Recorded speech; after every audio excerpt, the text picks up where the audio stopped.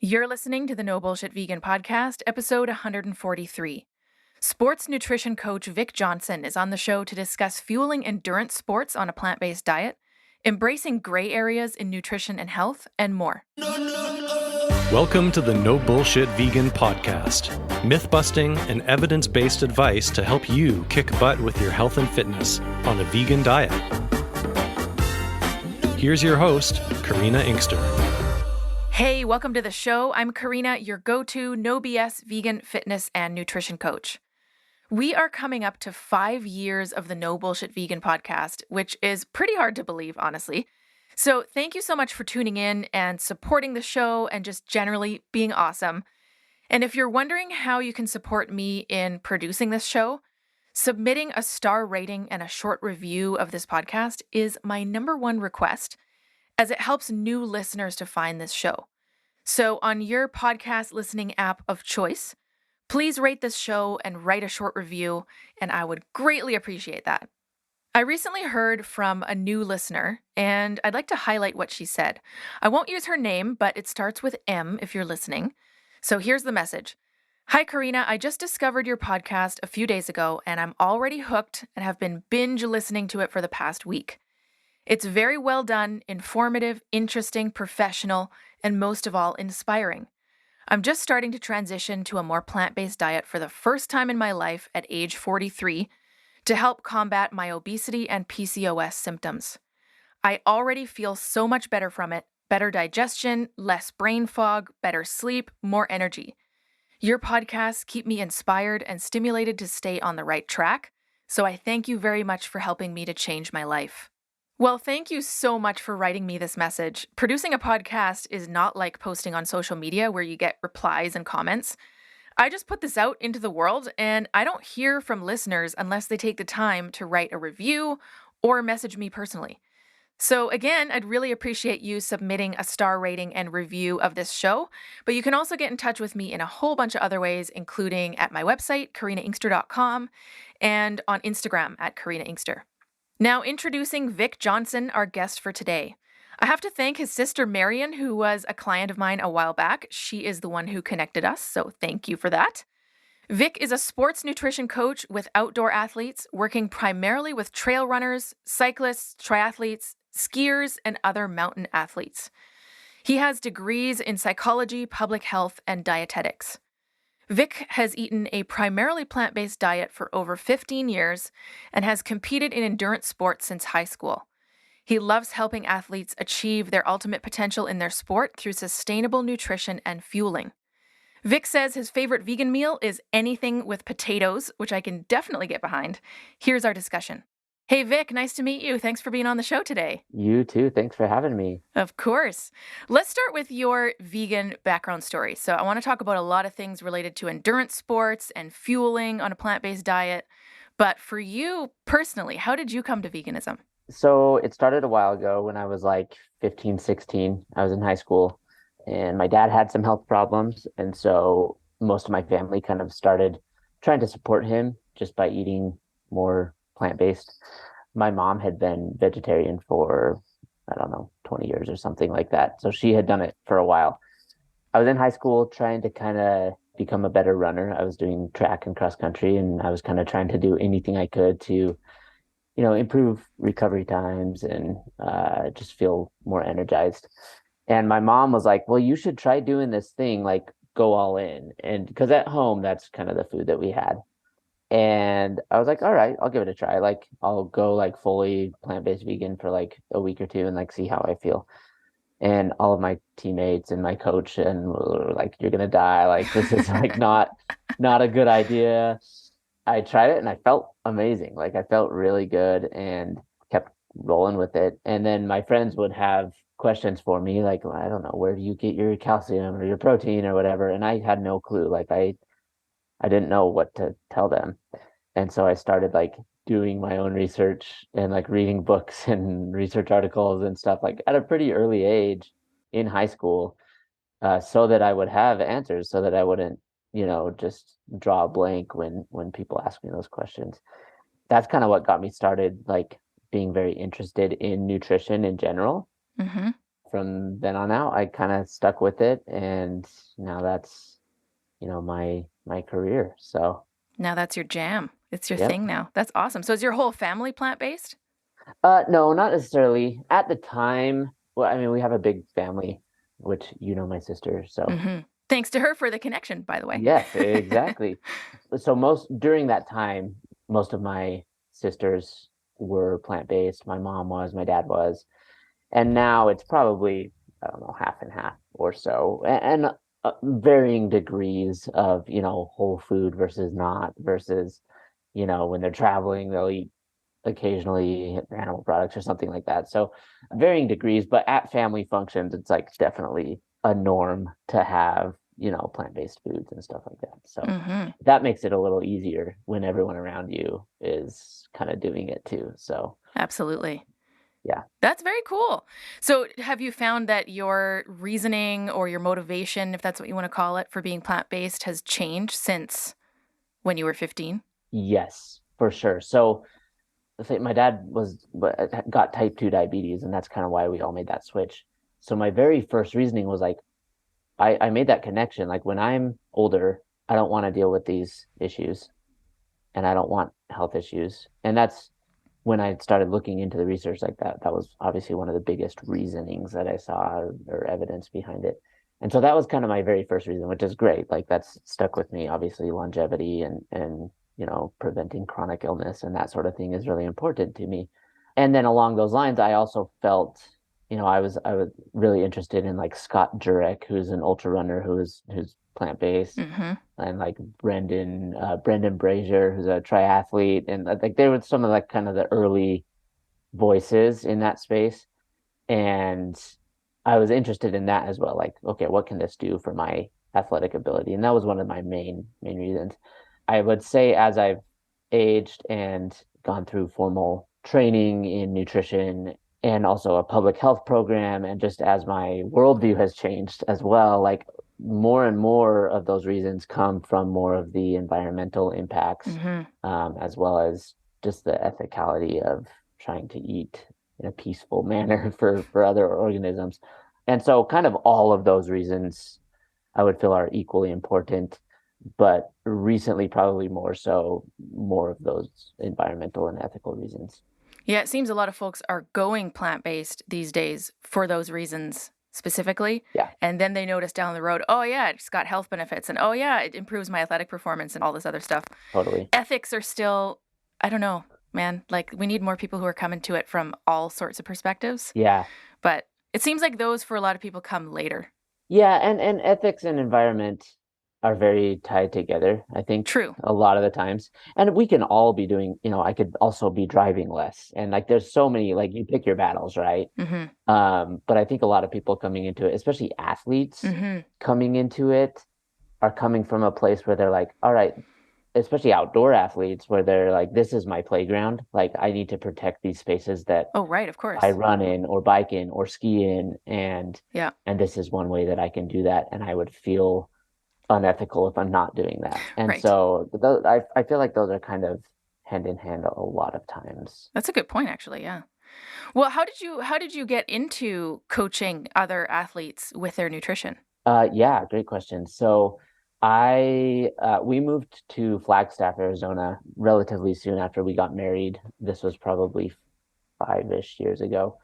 And I was looking for a new job. My undergrad was actually in psychology. Hmm. Mine So I too. had done, oh, nice. It's a great degree to have under your belt. But so most of my jobs had been involved in psychology up to that point. And when we moved to Flagstaff, I was like, I feel like really my passion is more of like this sports, outdoors, nutrition realm. And if I could start doing something in that realm, I think that would be really cool. I didn't at the time have any formal training in it. I had been doing it for, you know, 12 years or something like that. But I reached out to just some of the professors and dietitians in the area. And eventually I got connected with a professor at Northern Arizona University, and he himself is plant-based. And he has a nutrition research lab Hmm. at the school. And he was like, hey, we're working on some of these really cool plant-based projects. I feel like you and your experience would be an added benefit to us. And so I started working for him.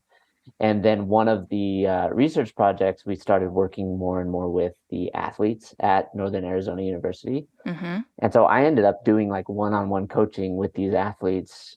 And it was kind of he just kind of set me loose and told me like, if there's athletes that want help with their nutrition, not necessarily plant-based nutrition, but any sort of fueling nutrition, you can help them. And I would do like team seminars and stuff like that. And so that's where I got like my first experience kind of doing nutrition coaching. And I think I started an Instagram account, which actually used to be Vegan Trail Runner. Have since then changed it. But someone reached out to me. It was a ski mountaineer athlete from Spain. Yeah, living and training in Switzerland. And he was like a pro athlete. It's like, hey, I'm this pro athlete. I want to go plant-based, but I have no idea how to do it Mm-hmm. as an athlete. And he was like, do you coach people? And I was like, will you pay me? I do now. And so that's kind of how it started. And then relatively quickly after that, that same professor who I was working for helped start a new program at Northern Arizona University, which was a master's in public health dietetics program. Hmm. So you become a dietitian through the program, and then I also have your degree in public health. And he was like, you should definitely apply to the program. And so I got in and just completed that program this last summer. Oh, awesome. So I've been coaching ever since kind of we moved to Flagstaff, but officially with my degree and stuff, only for a couple of years now. But I've worked with hundreds of athletes around the world already, so I feel like I have a lot of experience now, and kind of the letters by my name to justify that as well, and just that formal training helped really solidify a lot of knowing how to look at the research and that sort of thing too. So Mm-hmm. it was really valuable. Yeah, absolutely. It's a good combo of the hands-on experience and Yeah, the letters after your name / relevant education. They're both exactly. important. Exactly. That's Yes. cool. Okay, well, let's talk about the endurance athlete piece then. You mentioned Scott Jurek and Brendan Brazier. These are like, high level, very well known vegan distance or endurance athletes. Yeah.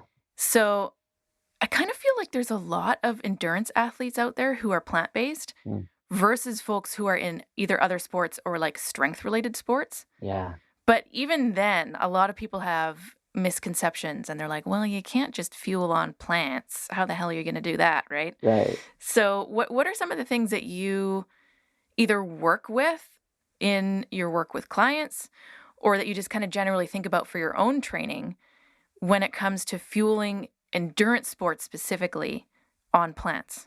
Yeah, fueling is a little different in between those two different disciplines, more strength-based stuff versus endurance stuff. And even within endurance sports, technically, sprinting is Mm-hmm. an endurance sport versus an ultra marathon where they're out there for over 24 hours or whatever, depending on the distance. Right. And so even within endurance sports, there's different strategies around fueling and stuff.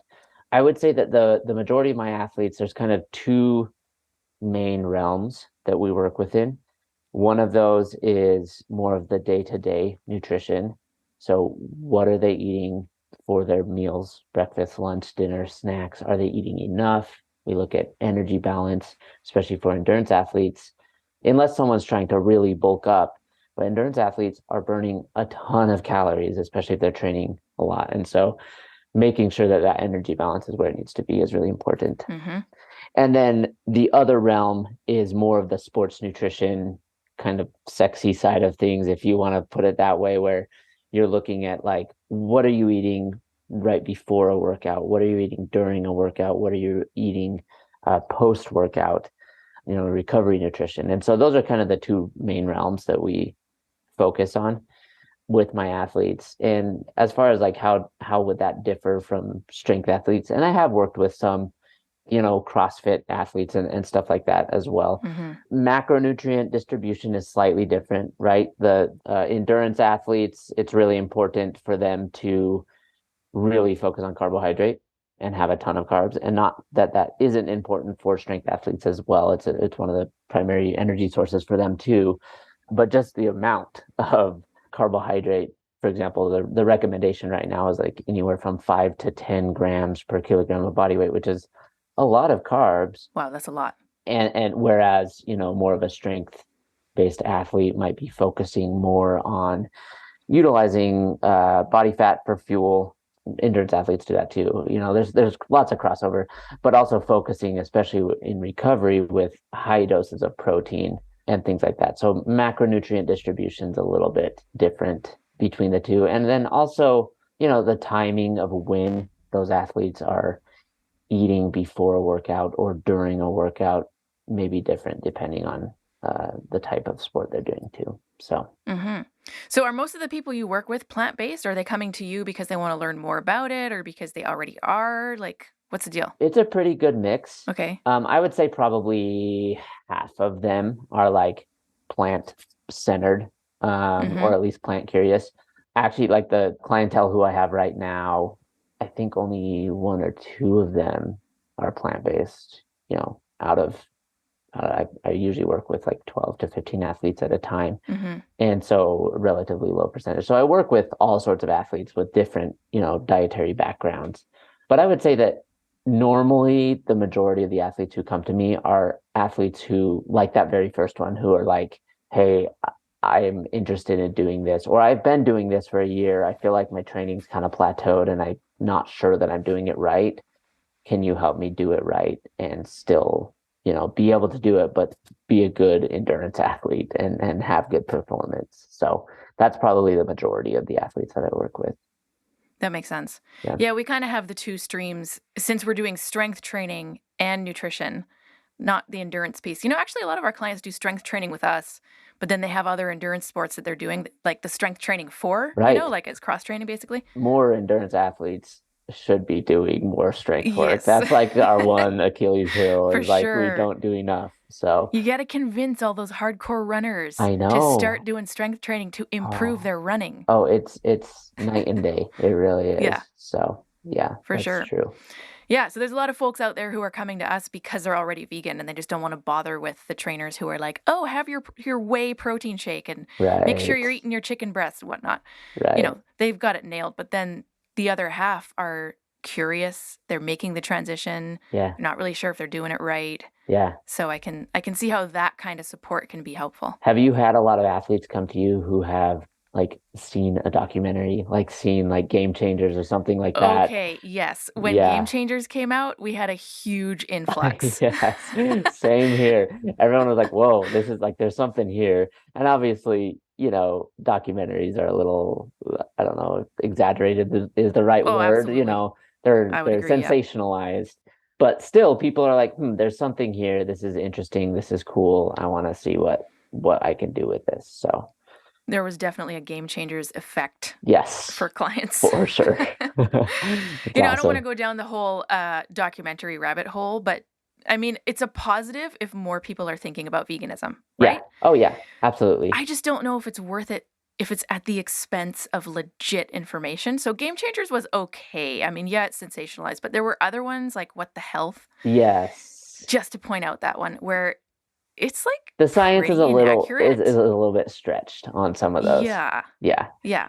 So I don't know if it's worth it in that case. Sometimes you might look at it and be like, well, the ends kind of justify the means. Yeah. But I just feel like, especially with plant-based eating, there are so many positives that are absolutely scientifically backed, right? Even just looking at environmental stuff. And if you can say there is no doubt about it that this is better for our planet and better for our long-term health as humans, to be able to have enough food and water to drink long-term, right? Absolutely, yeah. Even if you just isolate that, like that's a good enough reason. You don't have to bring in these other reasons that are like, well, there's actually not a scientific conclusion on that. Like the majority of the evidence doesn't actually say that. And people want these really neat and tidy, like black and white answers with nutrition and health and things. And that's just, it's not how it works. It's way more in the gray areas. And so I feel like sometimes it's even damaging to the vegan or plant-based movement, if we can call it that, when people are kind of overzealous with the evidence and saying, well, this study showed this and this study showed this. And it's like, well, yeah, but you have to look at that study design. And so looking at the real preponderance of evidence, that's something I feel like I learned more in my program was, all right, how do we look at research? We don't have to, there's enough solid research that we don't have to pretend like this other research proves something. Right. It's kind of crazy though. Like I had to take a graduate degree to learn how to read Yeah, peer-reviewed research. Like this yeah, shit is not taught in yeah. schools and it should be. Access, like you have to have an affiliation with the university in order to access Right. these things, unless you're paying, a subscription to PubMed or whatever, which most people aren't going to do. And so what they're doing is they're seeing the research when a news company puts it out, and the news company puts it out with whatever slant they want to do, or they're cherry picking Mm-hmm. the studies to put out. And so, yeah, what I always tell people is look for the meta-analysis Mm-hmm. on any given topic, and that's going to be, still look at the study design of the meta-analysis, but that's going to be your best bet to say, all right, what is the scientific consensus on this certain topic? And that's usually a pretty safe way to do it. So you can even just Google the topic and then meta-analysis and see what comes up and look for some solid research. And that's a good way to go about it. Totally. That's a good suggestion. Or Google Scholar, you can at least see abstracts if you don't have access to the full Yeah, text. exactly. Which would be nice if we all did. I know. I feel like the world would be a more informed place. Would it be though? I don't know if people would take the effort. Yeah, maybe not. Humans are lazy, me included. Hopeful wishing. Yeah, or you ever use examine.com? It's unaffiliated. Huh. So it's not sponsored, it's not affiliated with any organization. And they do a really good job and it's nutrition based. So you're not going to find studies about, Yeah. like strength training and stuff.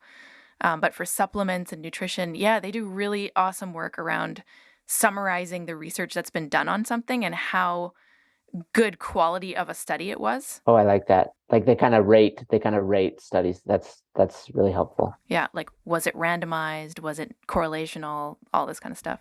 Yeah, that's awesome. Super cool. What you just said about nutrition not being black and white, though, and living in gray areas more, I kind of feel like more professionals, especially, but just people in the industry, whether it's nutrition or fitness, need to embrace the gray areas. And not enough people do because we like our boxes, we like our labels, we like our easy answers. Yeah. So how does this kind of translate into nutrition? Like, why is there so much gray area and why do people not like it? I think people feel uncomfortable with any sort of dissonance. Like, psychology degree, you probably remember the term like cognitive dissonance when you have a behavior and there might be research showing a different behavior. Any sort of dissonance in that is really uncomfortable for people. And so it's really easy for people to take camps, like extreme camps among the, if there's like a spectrum of ways of being, like people tend to gravitate towards the extremes, especially if there's like any sort of persecution. like vegans have to answer a lot of questions. Like they're constantly getting, where do you get your protein? And so they might double down on like, well, protein actually isn't that important. Like if we're getting enough protein or if we're eating enough, we're getting enough protein, right? And then the rest of the world saying, no, we need all of this protein. Like we need so much protein. When in reality, it's like, well, it kind of depends on your situation. And for most people, it's probably more in the middle. Like protein's important, but it's not some superfood that's going to, solve all the world's problems. And so people just tend to gravitate towards these extremes. Those are like the eye-catching news articles too, right? And so those are the studies that get highlighted. But when in reality, when you're looking at the meta-analysis, it's like, well, actually, it's usually more in this gray area. It's it's more somewhere in the middle. So it can be tricky for people to navigate, especially if they don't have a background looking at research. This is why critical thinking and research analysis and, basic stuff should be taught way before grad school. Yes. would be ideal anyways. Yes, absolutely. We should be learning those things early. Well, I think another reason why this gray area dislike exists is because it doesn't sell, right? Like the things on social media, for example, that get likes and shares and followers are the exciting, sexy things, Yep. not the everyday like training over and over doing the same shit day in, day out that actually works, right? It's Yes. kind of the same thing when someone comes up with this new diet that eliminates 32 foods, let's say, it sounds sensational, it's exciting. People are like, oh my God, it's going to work. It sells. Yep. But the gray area, which is moderation in most senses, Yeah. it's not exciting. No. Like it's not going to get followers. No, it's absolutely not. And one of the greatest examples of that is like a greens powder, which there's a time and a place for athletic greens or something like that. Can be very helpful if someone's traveling or almost like an insurance policy to make sure they're getting stuff that they might not be getting in their everyday diet. But athletes will see that and be like, great, I don't need to eat vegetables anymore. I don't need to eat fruits anymore. And it's like, Right. yeah, that product sells and it has a place, but you still need to eat real food, right? And that's, but that's less sexy. It's less exciting and more time consuming to, go shop and meal prep and do whatever you need to do to make sure that you have fruits and veggies ready to eat. And so people are going to gravitate towards, that sexy, shiny object that's going to be a quick fix for them. And that's not how health or nutrition works. That's not a sustainable thing for anyone to do. I often say to folks who have questions around fitness or nutrition, the answer, no matter what the question is it depends. And I think that's why there's so many gray areas, because it has to take into account like 20 variables, like, is protein important? Well, it depends. Are you a sedentary person who's eating enough calories? Probably not. Are you an athlete who's like top performance? Probably, yeah. You got to take other variables into account. Yes, exactly. No, that's exactly how I've seen it too. Mm-hmm. Are there specific things within vegan nutrition that you see changing, like in the last, I don't know, 2 to 5 years? Is there like new research coming out, or, I don't know the answer myself, but is there things that's changed? Yeah, there's definitely more and more research on it, especially with athletes, which is really, really kind of cool. It's nice that more people are familiar with it and are demanding and buying products that are vegan because it makes it easier for people, right? If there's, more available vegan products, like even if they're like the fake meat stuff that, isn't necessarily health food, but it helps people make that transition.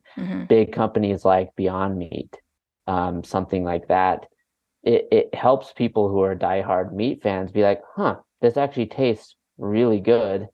And like, maybe I could do this. And even if that's not necessarily that much better for their health, compared to a burger, there's still a bunch of saturated fat and whatnot. Just environmentally wise, like it's amazing if more people can do that. And so I think that that's probably the biggest thing that I've seen recently is that there's just more, it's more accessible for people. They don't have to work quite as hard. And there's just more information, more products, and more people doing it. So you don't feel so isolated. That's a good point. I went vegan 20 years ago, way before it was cool, and nobody else except for my best friend were vegan. So it was cool to have that support, but literally nobody else. Oh, yeah. I bet you felt so alone. Yeah. That was way before social media. Like Facebook did not exist. Instagram did not exist. There were no like online communities for it back in the day. Things have changed. Right. No, yeah, you probably felt pretty isolated. I can imagine. As far as what I knew, 15, 16 years ago in high school, I was the only one that I knew who was doing that. And it did feel kind of isolating, but it also kind of forced me to like kind of double down on it in a way and be like, yeah, I need to know what I'm doing. Like I need to fully understand this if I'm going to keep doing it. So it was good for me to kind of have that opposition. Yeah, actually, that's an interesting point. So are there specific things, you've mentioned a couple things already kind of in passing, like calories and macros.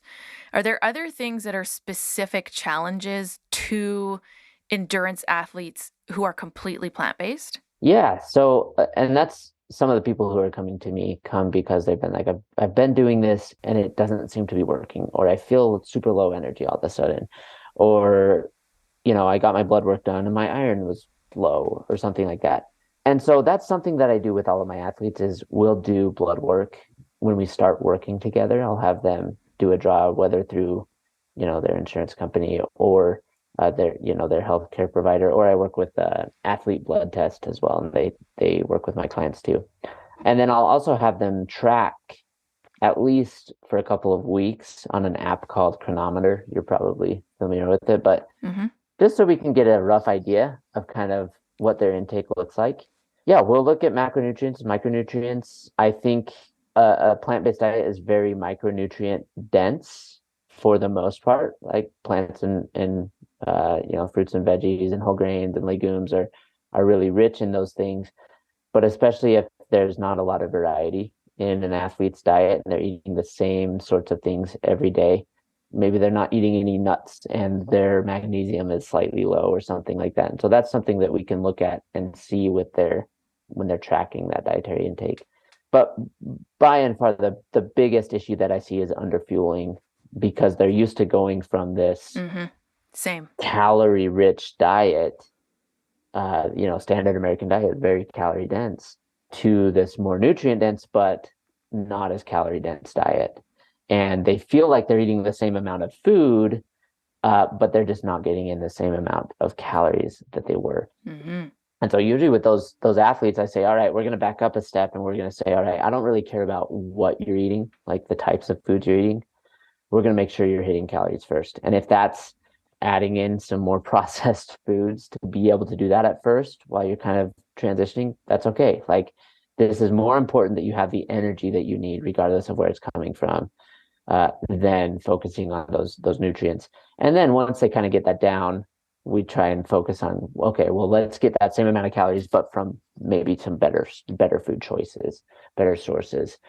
But yeah, relative energy deficiency in sport, or RED-S, as I'm sure you're familiar with, is just it's something that's way more common than you might think, and especially amongst endurance athletes.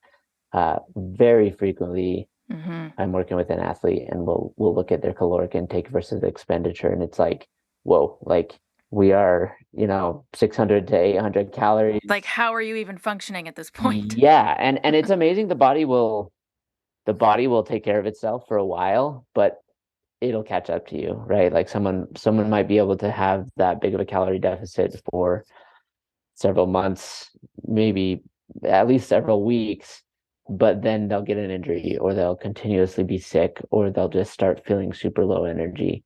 And so that's usually one of the very first things that we address when I work with an athlete is, let's look at your intake and expenditure and make sure that for your goals, we're supporting what you need. Now, with different athletes, there might be different goals. Like someone might have a body fat percentage that is, higher than what their ideal body should be at.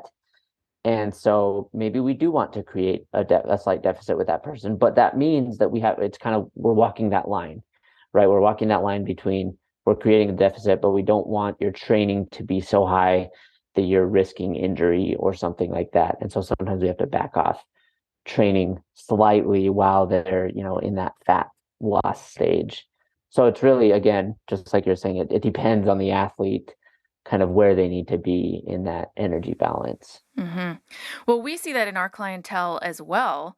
And we're not talking about athletes even. I mean, we work with a couple athletes, but it's mostly professional folks who are working crazy hours in high-level jobs, and they want to be long-term active, right? They want to age well. They want to be like my grandma who's 97 and still kicking ass in strength training and swimming and whatnot. So they're not doing sports or training as their main thing.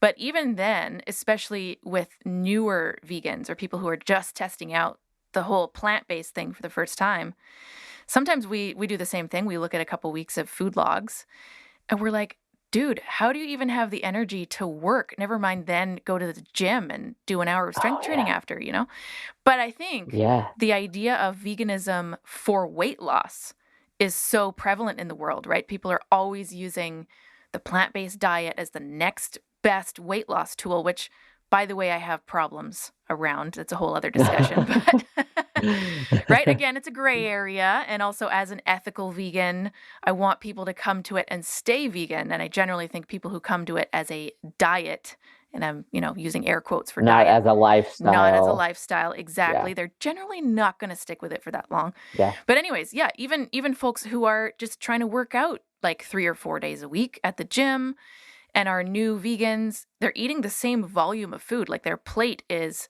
as full as it was when they weren't vegan, but they're now eating basically fewer calories for more nutrients, which is great. Yeah. But they're probably going to have to eat a larger volume of food, which I think freaks some people out sometimes. It does. And it's tough on people too. A lot of times digestion kind of suffers at first because Right. they're used to eating, maybe 15 grams of fiber a day. And all of a sudden now it's they're doing ramped like up 70. it's ramped up to, 45 Or or even more. up to, 100 grams a day. And it's like, whoa, like the microbiome needs a little bit of time to adjust to that. Mm-hmm. And some people, that's a huge turnoff, right? They'll be like, well, all of a sudden I feel super bloaty and gassy, and I'm not making it through a workout without having to go to the bathroom several times. And it's like, okay, well, we need to slow that down a little bit. First of all, we need to time that pre-workout meal better, right? And make sure that there's not a huge amount of fiber in that, but also just lowering the fiber load and slowly advancing that and saying, all right, this week we're going to try to, hit this much fiber and do these sorts of foods, and then slowly advance that until their body kind of adjusts and gets used to that, because it's hard for athletes who are like, I want to do this, but my digestion feels horrible, so I'm going to stop. So, yeah. Well, this is where you come in, where you can lead people through that process. Yes, exactly. Even people who are on their feet, like not necessarily athletes, but people who have active jobs or even just walking around. Oh, yeah. It's a pretty decent calorie expenditure. It is. I always use the example of when I trained clients in person, which I did, in gym situations for 7 years before I went completely online. Right.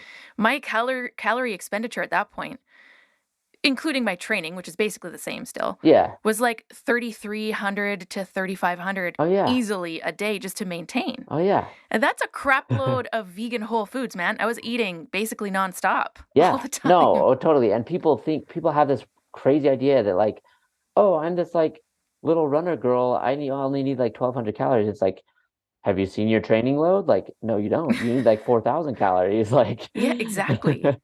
So yeah, it's kind of a wake up call for a lot of athletes, I think. Mm-hmm. Totally. So what does your own training look like? So, I mean, we have a 2-month-old right now, so it's kind of whatever I can do right now. Good times. But normally I try to do at least a few races a year, or a few epic adventures. Maybe they're not official races, but they're like self-supported things that I want to do. Hit a certain number of summits or something like that in a certain given amount of time. But I usually am either running or cycling every other day. In the winter, it's more running or skiing. I do a lot of cross-country skiing too. And then I try to do strength training as part of that. And even if it's something small, 15 minutes every other day or something before I go out on a run. It makes a big difference. Yeah, working with the glute bands and I have a kettlebell down here and doing lunges and squats and even if it's relatively lower weight, I feel like that just helps keep my body in the place where I can give it a big training load and keep running and keep cycling without injury. And I totally notice, when I let the strength training slip, I get injured so fast. I just all of a sudden I just start getting niggles, and so it's something that I have to do consistently, especially during like a real, like if I sign up for a race and I have, a 3-month, 4-month training block where I'm like intensively training and hitting certain number of mileage every week, I really dial in the strength because it's just so important. Absolutely. I think that's a good reminder for folks who mostly do endurance training. Yeah. You can't not strength train and assume you'll stay uninjured long term. And it is tricky because the endurance side of things, especially if you're doing ultra distance stuff, it takes a ton of time. Like Mm-hmm. That is a lot of time. And so someone says, oh, well, you need to be doing either, daily strength stuff that's shorter, or, throw in 2 to 3 strength workouts a week. And it's like, where, Mm-hmm. how do I fit that in? But what I've learned is that even replacing some of those endurance workouts, it's worth it. It pays off to have that strength work thrown in. Well, and as you said, it doesn't have to be an hour a day of dedicated strength training, especially if you're doing other sports. Yeah. 15 minutes is great. If you're not messing around, there's a lot you can do in 15 Yeah, minutes. you can get down to it. Right, exactly. Yeah. Yeah. So how do you think about your own fuel then? I mean, I'm assuming that changes based on whether you're in a training block or not, but are you thinking about overall calories? Are you thinking about whole foods? Like, what are the priorities for Yeah. Vic's fuel? Yeah, so I've done this long enough where it's rare that I'll like track my food. I feel like I'm at a pretty intuitive place with things Mm-hmm. where I'm just constantly checking in with my body and saying, okay, do I need more?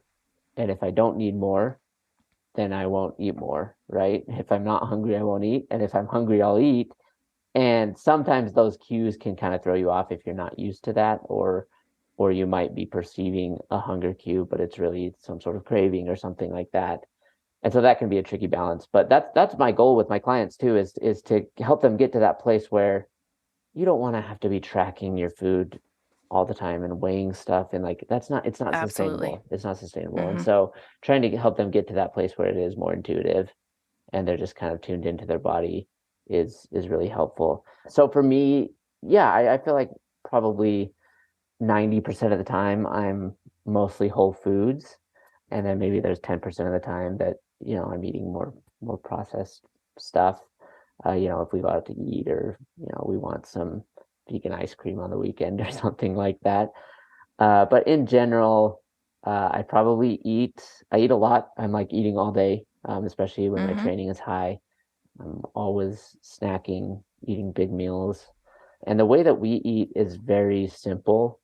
We're not necessarily making like recipes. It's more like piecing together whole foods a lot of the time. So we'll just make a big thing of rice, have some sweet potatoes and baked potatoes, make some crispy tofu, and then have whatever veggies and sauce on that. And you can do variations of that all the time. So we're pretty simple. For lunches, I do a ton of like beans and tortillas with like nutritional yeast or something like that, just because it's easy and it's quick. So I'm not super fancy with the way that I eat. I keep it pretty simple. Then occasionally we'll make, a novel recipe or something that looks good. But most of the time it's pretty simple like that. That's a good way of looking at it. I think that overwhelms a lot of folks Yeah. Again, what sells is like the fancy new recipe, or like, look, I ate a 5-course vegan meal at this amazing restaurant, like, which is great. I mean, we have so many options now, but that's not what you're going to do on a day-to-day basis in your house. No, not at all. And yeah, and I think even having like my breakfast is the same. Like I eat oatmeal, pretty much alternate between oatmeal and toast every other day. And it's like, I feel like if you can get one meal and just knock it out and it's like the same every day, and then you can kind of focus on, and then if you're even just making one other entree and then you have that for leftovers for lunch the next day, it just saves you so much time in the kitchen to simplify like that. So absolutely. So where can people find out more about the coaching that you do and generally connect with you? Yeah. So I'm posting on Instagram. I try to post, once every day at least. And that's at mountain.sports.nutritionist. And then I have my website where people can sign up for a discovery call, and that's mountainsportsnutrition.com, ntnsportsnutrition.com. Or if you Google Mountain Sports Nutrition, I'll pop up too. So awesome. Yeah. We'll have direct links in our show notes too, so folks can just go there and then not have to type stuff in. That's easier. We'll do that too. But Vic, it was so great to connect with you. Thanks so much for coming on the show, and cannot wait to get this out into the world. Thank you for having me. Really enjoyable conversation. Thanks again, Vic, for speaking with me today. Much appreciated. Head to our show notes at nobullshitvegan.com/143 to connect with Vic. And don't forget to submit a star rating and review of this show as the absolute best way to support it. Thanks so much. Thanks for listening to the No Bullshit Vegan podcast at nobullshitvegan.com.